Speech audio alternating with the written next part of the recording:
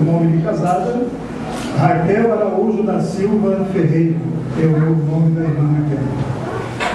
Então, o que será passado a partir de então aqui não é o casamento em si, porque conforme vemos, eles já estão casados desde a data 13/1 deste ano.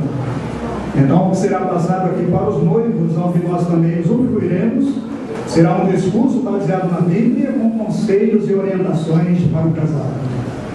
Por isso, a partir de então, nós vamos dar atenção ao irmão Roberto Dias, convido o irmão Roberto Dias à tribuna, que ele discorrerá com o tema Casamento honroso à vista de Deus. O irmão Roberto. O escritor argentino, escritor norte-americano, ele escreveu um livro que se tornou um grande sucesso, um verdadeiro best-seller, intitulado O Maior Milagre do Mundo. Nele, ele descreve as muitas e muitas coisas que o ser humano faz, no único motivo, pelo amor. E se a gente for analisar a história, nós vemos isso, que no mundo, muitas coisas são realizadas pelo amor. Hoje, estamos aqui reunidos, convidados, para dividir com você, Natan, e você, Raquel, este momento tão importante. E uma outra palavra, uma frase cunhada por esse escritor argentino, cai muito bem neste momento. Ele disse: agora que achou o teu tesouro, não o deixes escapar. Tenho certeza que é assim que o sentimento que ambos têm um pelo outro é dessa forma. Um grande amor nos uniu, nos está unindo, e agora vocês têm um grande tesouro. Mas sabemos que o tesouro, ele não é apenas uma peça única. O tesouro, ele tem pedras preciosas, ele tem colares, ele tem ouro, muitas coisas. Por isso, então, para que a gente não perca o nosso tesouro, que não deixemos escapar, é importante que nós demos atenção. Demos atenção ao que o nosso Criador, Jeová Deus, deu como orientação para todos nós. Jeová, ele criou o casamento, ele providenciou o casamento para quê? Visando o amor e a felicidade duradoura de todos nós, seres humanos. Por isso, os conselhos de Jeová são excepcionais e muito oportunos para você, Natan, e para você, Raquel, e para todos nós que estamos aqui presentes neste momento tão importante da vida de vocês. E vamos analisar então aqui algumas coisas que Jeová destacou em sua palavra, a Bíblia Sagrada, que com certeza orientarão a vida de vocês dois como casal daqui para frente. Com certeza que Jeová deu-nos conselhos que, se aplicarmos, com certeza, de fato, teremos verdadeira felicidade e felicidade duradoura. Jeová, ele, como nosso grandioso provisor, o que ele fez? Deu-nos conselhos. Primeiro, ele criou o homem, mas percebeu que faltava algo ao homem. Era uma ajudadora, uma companhia. Daí, ele pegou e fez Eva. Vamos relembrar esse momento? Vendo agora o livro de Gênesis, capítulo 2.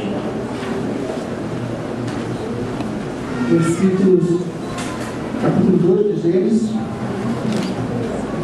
versículos 21 e 22, que diz assim: por isso, Jeová Deus fez cair um profundo sono sobre o homem.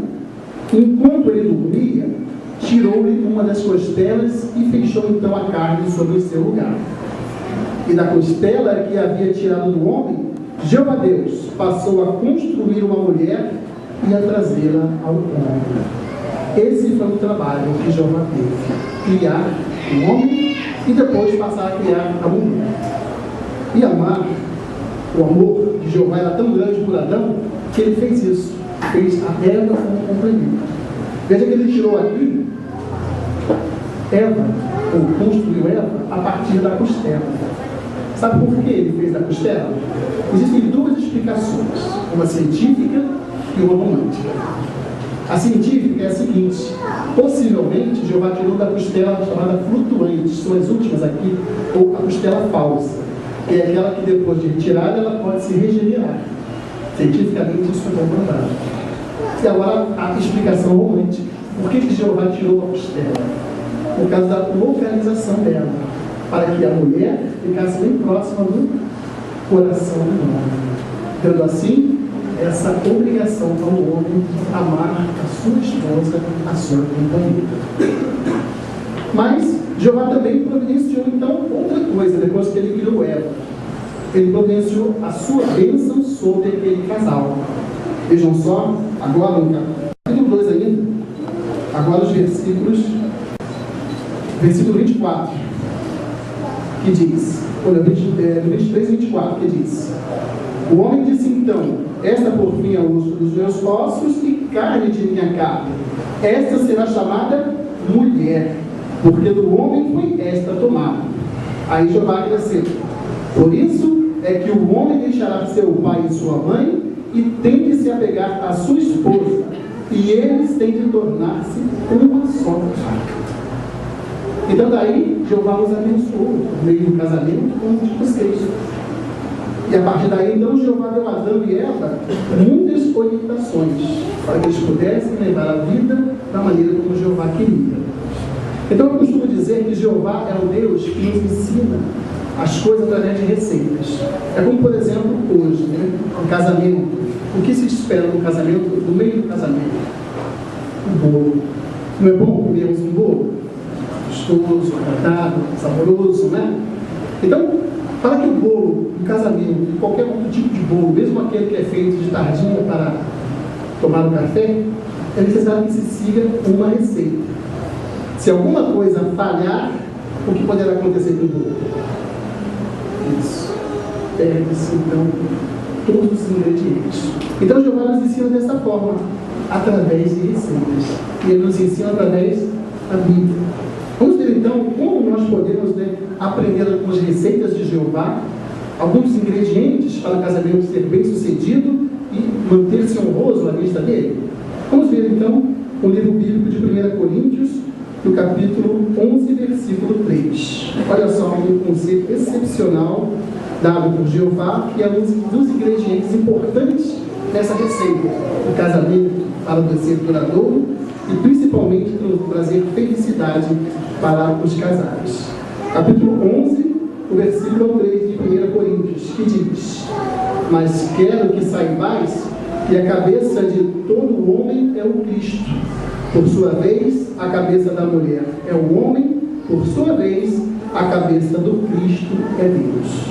Então, Jeová, ele fez o seguinte: ele orientou os casais, tomando especialmente o homem, para que ele fosse quem? O cabeça da família. Mas para que ele pudesse se tornar o cabeça da família, era necessário que ele fosse um homem amoroso, gentil.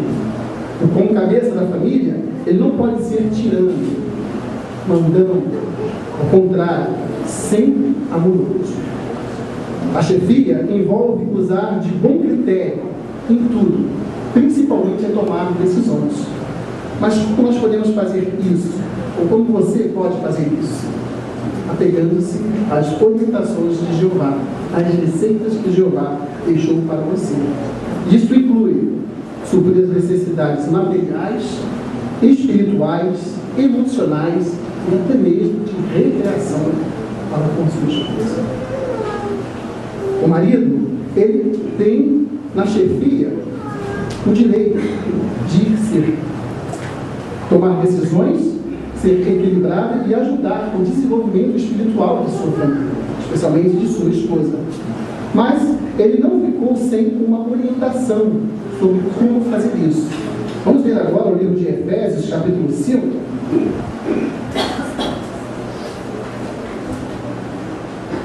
Efésios, capítulo 5, versículo 25, depois 28 e 29. Efésios 5, 25. Olha o conselho, ou uma receita que Jeová dá, um dos ingredientes para o casamento ser bem sucedido. Maridos, continuai a amar as vossas esposas, assim como também o Cristo amou a congregação e se entregou por ela. Agora 28 e 29. Deste modo, os maridos devem estar amando as suas esposas como aos seus próprios corpos. Quem ama a sua esposa, ama a si próprio. Pois nenhum homem jamais odiou a sua própria carne, mas ele a alimenta e a acalenta, assim como também o Cristo faz com a congregação. Então, esse novo ingrediente é a questão do amor. Não é fácil amar. Fala-se muito em amor, mas não é fácil amar. Porque amar envolve fazer sacrifícios, muitos sacrifícios. A mãe que ama o seu bebê recém-nascido, o que faz? Ela fica atenta às necessidades do seu bebê. Ela não dorme, ela fica angustiada quando o bebê está doente, não é mesmo? Da mesma forma, o marido coloca o bebê com a sua esposa. Jesus deu o exemplo. Ele fez o quê? Pela congregação. Ele deu a vida daquela congregação. Da mesma forma, o marido que ama a sua esposa, ele também fará o máximo possível para que sua esposa possa usufruir de plena felicidade, principalmente satisfação de suas necessidades, já mencionadas aqui no discurso. Jesus, então, ele foi um perfeito exemplo a ser seguido por você, Natan, e por todos os outros maridos. Jesus, ele de fato se dispôs a dar a vida pela congregação, que era como uma noiva para ele, assim como naquela, que é sua noiva e hoje, representando sua esposa. De modo altruísta, Jesus colocava não os seus interesses em primeiro lugar, mas o interesse de sua esposa. Aqui para frente, os interesses de Raquel estavam sempre exatamente.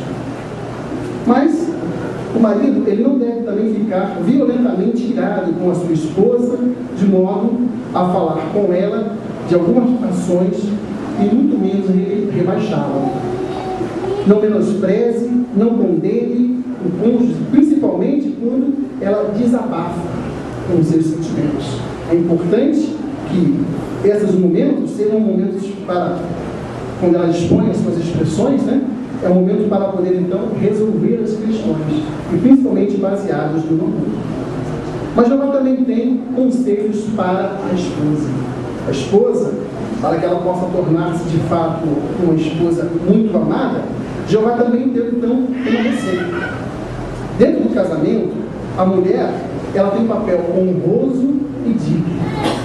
Vamos ver então o que diz o livro de 1 Pedro, capítulo 3, versículo 7.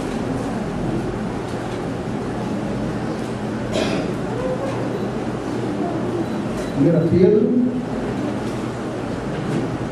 3,7 diz o seguinte: vós, maridos, continuai a morar com ela da mesma maneira, segundo o conhecimento. Agora note, atribuindo-lhes honra como um vaso mais fraco, o feminino, visto que sois também herdeiro com elas do favor imerecido da vida, a fim de que as vossas orações não sejam impedidas. Então, quando amamos de fato a nossa esposa, nós procuramos fazer isso, honrar da melhor forma possível. Mas o que significa então honrar a nossa esposa? Como é que você, Natan, poderá fazer isso para com a Raquel? Aqui mencionou inclusive que ela é um vaso mais fraco. Mas isso não significa que não tem valor. Por exemplo, o substantivo grego, que é traduzido por honra, significa, note bem, preço, valor e respeito. Preço, valor e respeito. Aí diz assim: o marido cristão deve tratar a esposa com a devida consideração e ternura, como um vaso delicado, precioso. Isto não é depreciativo. Tome como exemplo o abajur Tifa. Esse abajur ele foi vendido em 1997. E ele era de fato muito raro. E o mais interessante, o original desse abajur que foi vendido, né, em 1987, ele foi vendido por $2.800.000. Isso lá em 1997. Mas o que fez com que esse abajur se tornasse tão caro assim? Exatamente a sua delicadeza. Por ele ser um abajur muito delicado, ele então tornou-se valiosíssimo. É exatamente dessa forma que você deve olhar para Raquel. De forma similar, a Bíblia honra a mulher como um vaso mais fraco, não a deprecia nem a rebaixa. E segundo a Bíblia destaca em 1 Pedro 3,7, morar com ela segundo o conhecimento significa que o marido reconhece os seus pontos fortes, as limitações de sua esposa, respeita os seus gostos e aversões, e respeita principalmente o seu ponto de vista em muitos assuntos. Mas como é que a mulher pode conseguir, então, tornar-se amada, apesar de ser o vaso mais fraco? Essa é a questão. Bem, o seu reconhecimento do privilégio que Jeová deu ao homem é a chave do sucesso. Por isso, então, qual é o conselho que Jeová dá para você e para todas as pessoas? Vejam só o livro de Efésios, de novo, no capítulo 5, agora no versículos 22 ao 24. Tem aí um segundo ingrediente para o casamento honroso, manter-se à vista de Deus e principalmente duradouro. Efésios 5, 22 ao 24, aconselhos. As esposas estejam sujeitas aos seus maridos como ao Senhor, porque o marido é cabeça de sua esposa, assim como também o Cristo é cabeça da congregação, sendo ele salvador deste corpo. De fato, assim como a congregação está sujeita ao Cristo, também as esposas estejam sujeitas aos seus maridos em tudo. Então está aí o ingrediente dos dois para um bom casamento. Primeiro vimos que a chefia é importante ser assumida pelo marido, e depois a submissão da mulher. Isso significa que isso não é feito de uma forma que a mulher decide fazer, mas ela dá atenção ao que o marido fala e principalmente o seu reconhecimento do princípio da chefia promoverá o sucesso e a felicidade de ambos. A sujeição relativa é um mandamento divino, por isso é bom para todos os humanos fazerem isso. Sem liderança, o resultado seria aqui: confusão, desacordo e infelicidade. O profundo respeito da esposa pelo marido evidencia-se principalmente por sua cooperação, pelo apoio que ela dá em tudo que o marido faz. Mesmo quando ele errar, o que deve ser feito? Ela deve pacientemente ajudá-lo, entender, praticar a empatia, colocar-se no lugar dele e auxiliá-lo naquilo que for possível. Quando errar, não menospreze, mas mostre compreensível. A esposa cristã, que é ajudadora, ela deve colaborar bastante com o seu marido. Por isso, então, ela pode contribuir muito para que o lar cristão possa tornar-se um lar agradável e feliz. Mas existe um outro elemento muito importante, vamos dizer que seria um terceiro ingrediente dessa receita, para fazer com que o casamento possa durar muito e principalmente de uma maneira feliz e que honre ao nosso Criador. Agora, esse terceiro ingrediente encontra-se no livro de Colossenses. Colossenses, capítulo 3, versículos 12 ao 14. Que diz: concordemente, como escolhidos de Deus, santos e amados, revestidos das plenas afeições de compaixão, benignidade, humildade mental e brandura, e longanimidade, continuar a suportar-nos uns aos outros e a perdoar-nos uns aos outros liberalmente, se alguém tiver razão para queixa contra o outro. Assim como Jeová vos perdoou liberalmente, vós também o fazeis. Aí o 14 conclui: além de todas essas coisas, porém, revestivos de amor, pois é o perfeito vínculo de união. Conforme eu disse no início, muitas coisas são feitas em nome do outro. O livro que eu mencionei chama-se O Maior Milagre do Mundo. O Maior Milagre do Mundo. E depois da leitura de 13 capítulos, o leitor chega à conclusão de que o maior milagre é o amor. Porque ele que move a humanidade. Por amor, Jeová fez o homem. Por amor ao homem, Jeová fez a mulher. Por amor, ambos casaram, tornaram-se uma família e, por amor, vão se esforçar ao máximo possível de obedecer às leis de Jeová e, principalmente, cumprir seus respectivos papéis dentro do arranjo familiar. Por isso, então, esse terceiro ingrediente é, de fato, muito importante. Ambos os cônjuges devem revestir-se de amor, pensar em maneiras, em métodos de como aplicar isso em suas vidas.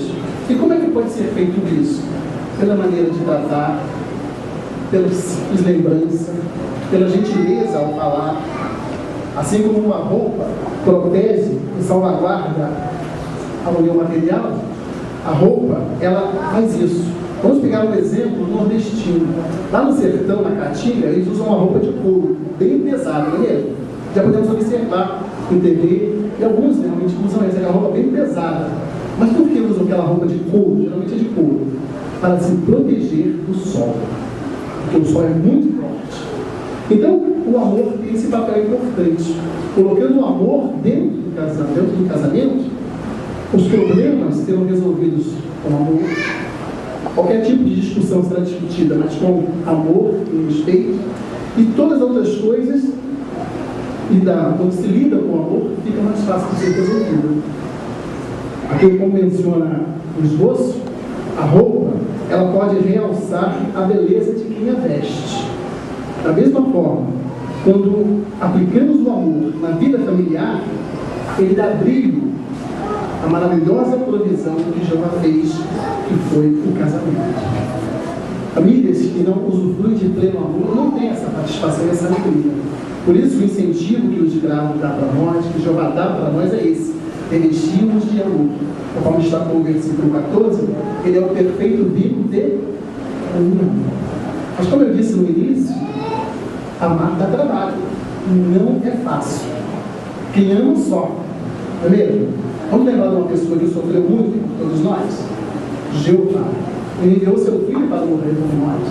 E muitas das pessoas por quem Jesus morreu nem lembram se Jesus é de Jeová, nem os reconhece. Mas foi sofrido para Jeová, foi sofrido para Jesus. Então, amar também significa isso. Não será só um fundo, como aqueles que terminam sempre com tudo em paz. Amar exige sacrifícios. Por isso que um sábio disse certa vez, que o casamento é a união de dois bons perdoadores. E de fato é assim. A pessoa, quando ela é amorosa, ela é gentil e ela procura usar palavras gentis. E vê-se nos olhos dela gentileza, vê-se gestos afáveis, bondade, compreensão, ternura. Isso é importante para fortalecer os vínculos matrimoniais. Procure sempre buscar meios de mostrar amor um pelo outro.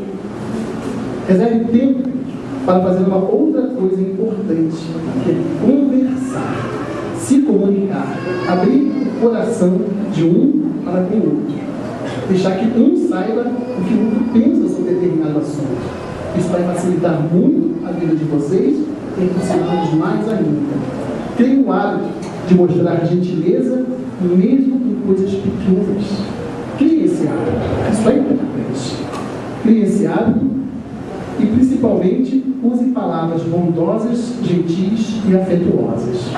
Fazer isso, irmão, com certeza, Natan e Raquel, fortalecerá o amor que há existente já em vocês dois. Vamos agora passar aqui para os votos de casamento. Por favor.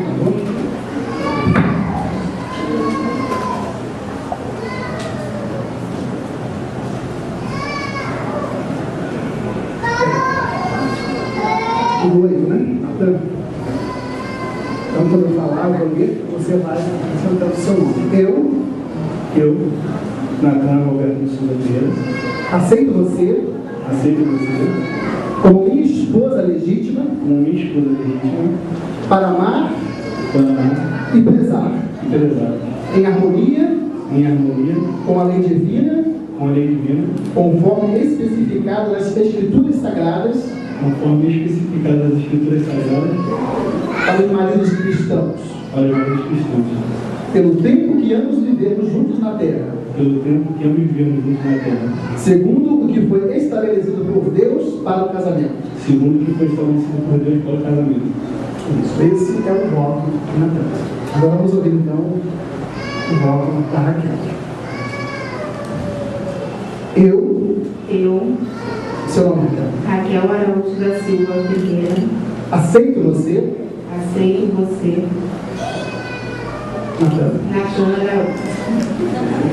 Natan Roberto de Souza Ferreira, como minha esposa legítima, ou melhor, desculpa, como meu marido legítimo,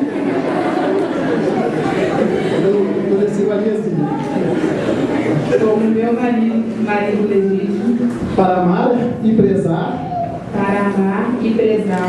respeitar profundamente, em harmonia com a lei divina, conforme especificado nas Escrituras Sagradas,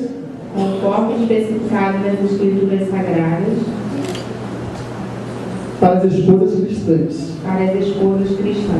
pelo tempo que ambos vivermos juntos na terra, segundo o que foi estabelecido por Deus, para o casamento. Isso, esses são os votos de Natan e Raquel diante de toda essa assistência. Pode ser mais. Eu vou só um pedaço. E o mais importante, para fazer o casamento durar, conforme os votos que nos fizeram, é importante que Jeová faça parte da vida de vocês mais intensamente ainda. A Bíblia diz lá que Jeová deve ser o terceiro ponto importante. Ou seja, naquela receita que foi dita alguns itens, né? O mais importante é incluir Jeová na vida de vocês, no casamento de vocês. Levar sempre em consideração o ponto de vista de Jeová quanto ao seu papel Natan como marido e ao seu papel Raquel como esposa. Agora o casal vai tocar alianças, né?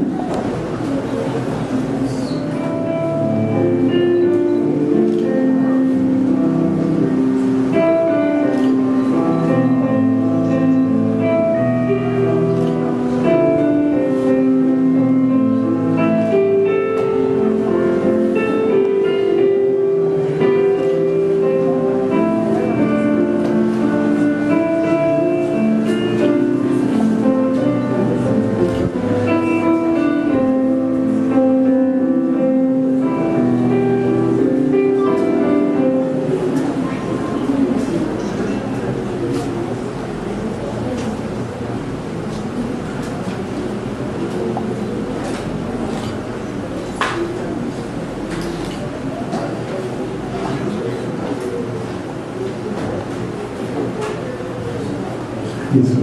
Acho que eu quero.